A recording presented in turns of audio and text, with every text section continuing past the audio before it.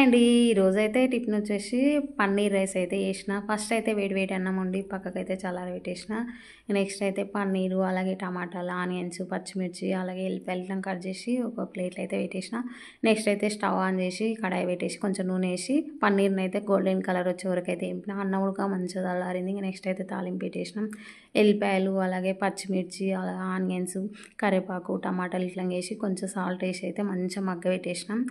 Next అయితే కొంచెం పసుపు, అలాగే కొంచెం గరం మసాలా వేసి మగ్గిన తర్వాత పన్నీర్ వేపిన పన్నీర్ ఉడకంగా అందులో వేసి మంచిగా మగ్గ పెట్టేసిన. మగ్గిన తర్వాత ఇంకా లాస్ట్లో అయితే అన్నం వేసి మంచిగా కలిపి కొంచెం నిమ్మకాయ పిండేసిన. ఇట్లా చేసుకుంటే చాలా టేస్ట్ ఉంటుంది. మా పిల్లలు అయితే ఇష్టంగా తింటారు. ఎప్పుడు చేపిస్తారు 10 రోజులకు ఒకసారైనా చేస్తాయి. ఇట్లా మంచిగా ఇష్టంగా తింటారు పిల్లలు అయితే. ఇంకా పొద్దున్నే కదా మంచిగా ఇష్టపడతారు అన్నట్టు. ఇట్లా చేసినాం అనుకో మంచి ఆ రోజు అయితే మనస్ఫూర్తిగా తింటారు. ఫ్రెండ్స్, ఈ వీడియో నచ్చితే లైక్ చేయండి, షేర్ చేయండి. మన ఛానల్ కొత్త విషయాలు అయితే సబ్స్క్రైబ్. బాయ్.